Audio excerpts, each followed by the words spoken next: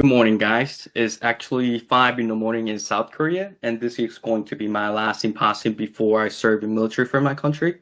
So I'm very honored to be here and very happy to present my finding. My name is Kim. I'm majoring in statistics in Purdue University in Northwest, located in Hammond, Indiana. I work with the Professor Wang in engineering department, so very happy to share my project with you guys, the title Wind Resilient Greenhouse Design.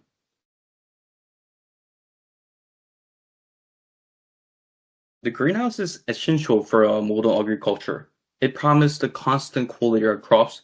As a dramatic climate change occurred, the importance of the greenhouse became more crucial. I came up with a one interesting question. What if we build the greenhouse in Hammond, Indiana? But they can be very vulnerable to the strong wind, especially like open area like Hammond, Indiana. So even moderate wind can cause damage or even total collapse if the structure is not optimized enough. So how can we design it to be safe, suitable, and efficient under the local wind condition? To answer the question, I combine two keywords, the statistical wind data analysis and a computational fluid dynamic. This is because I want to determine the optimal structure and shape of greenhouse against the local wind condition. Again, my literature followed the two major tasks. The first, wind data processing and analysis. I collect the data from the database and I identify the dominant wind characteristic. And the second, I model the greenhouse and I conduct a simulation by using the process data that I got in the first task as an input. And then I determine the optimal greenhouse structure for wind resilient. So I will show you how I use statistics and engineering and I bring it together. Wind data processing analysis. First, of course, I need to collect the data. I collect the data from Wind Resource Database and the Purdue Missile Data Hub. Those databases contain hourly wind speed and direction throughout the whole entire year. The processing that much huge data usually take a long time. So I build the Python program automation and I use a little bit simple, easy function of the Excel to clean and calculate and visualize the data automatically. So this automation became one of the most efficient achievement during my internship program. To describe the wind characteristic, I need to use Weibull distribution and then the lattice distribution, which are the commonly used statistical method in wind engineering to identify most likely wind speed. Two models have probability density function that help to visualize the Hammond wind pattern and identify the dominant wind speed. To plot the probability density function, I needed to calculate few parameters.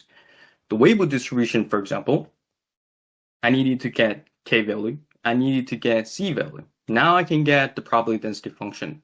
As you can tell, those calculations too much to do manually. So that's the reason why I built my Python automation and it calculate parameter and plot the probability density function automatically.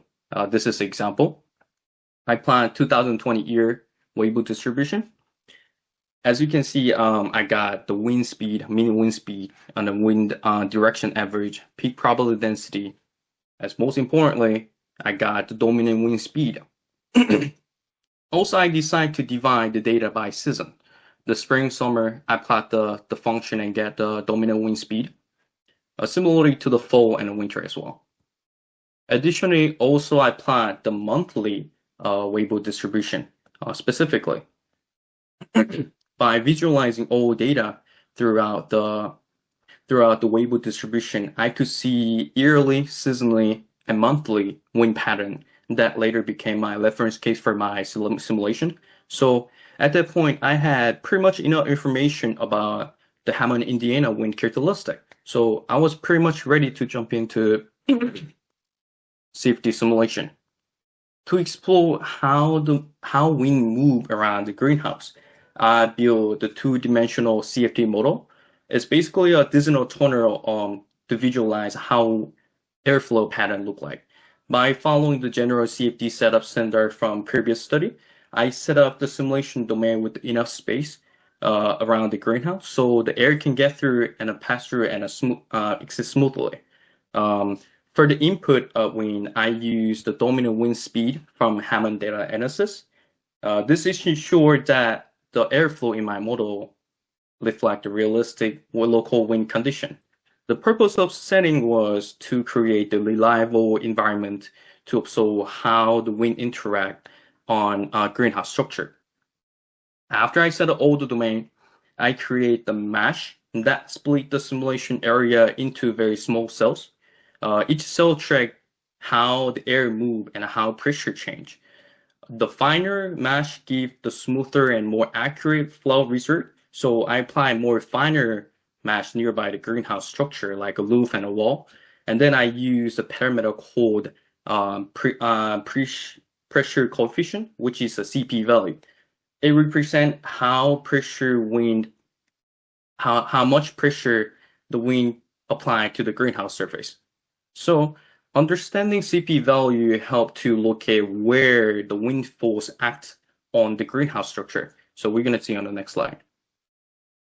Simply, a positive CP value means a pushing wind force to the surface, while the negative CP value means uplifting force and suction. When the wind hit the front wall, and it creates the high pressure, and it is move over the roof, the airflow accelerate and causing a negative pressure on the top and back. So this strong differences between the high pressure and the low pressure can cause a significant stress on the greenhouse structure. So in my analysis, I aim to find a greenhouse shape that show the smaller differences between the positive and negative CP value applied on the overall structure. So meaning that it's more reliable, it's more stable, and it's more the wind resilient design. By using this concept, I learned multiple simulation, like alternately changing the either wind conditions such as the wind speed or greenhouse geometric condition such as the wall height or greenhouse the roof type or roof slope. For example, in this part, I use the same geometry, but I apply the different wind input condition based on the Hammond data analysis, like on different season wind speed, like spring, summer, fall, and winter. Next, I kept the wind condition constant, but changed the geometric condition, such as the gable roof type to 30-degree or 20-degree or different arch type. So by observing the CP distribution for each case, I could see how geometry affect the wind pressure. Thus, by alternating changing two condition, wind condition and geometric condition, I was able to determine the most balanced and most resilient wind resilient greenhouse design for Hammond local condition. So, from my overall analysis, the most recommended structure under the Hammond wind condition is the one with the gable roof height, or the ridge height 4.96 meter, and the roof slope of 20-degree, and the wall height of 3.5 meter, and the width of 8 meter. So my lister was an integration of statistics and engineering.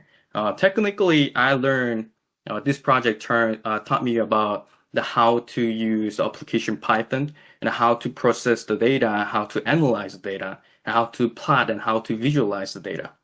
Of course, I learned about very powerful engineering tool, the ANSYS Fluent. I get to know about the fluid dynamics as well. Beyond the technical learning, this experience changed me how I approach the lister as well. I learned the communication is important as the computation because explaining the lister simply can connect the science with people. Of course, I definitely planning to extend my project with more geometric variation, like 3D or greenhouse grouping as well. So I really wish my mentor professor, Professor Wang, would stay in Purdue until I finish my military service so that I can see her again and do some more further research. So I really appreciate to Professor Wang. I really appreciate to RU program and science influencer and all the people who all the time cheer me and encourage me for me to grow up. So thank you for your time.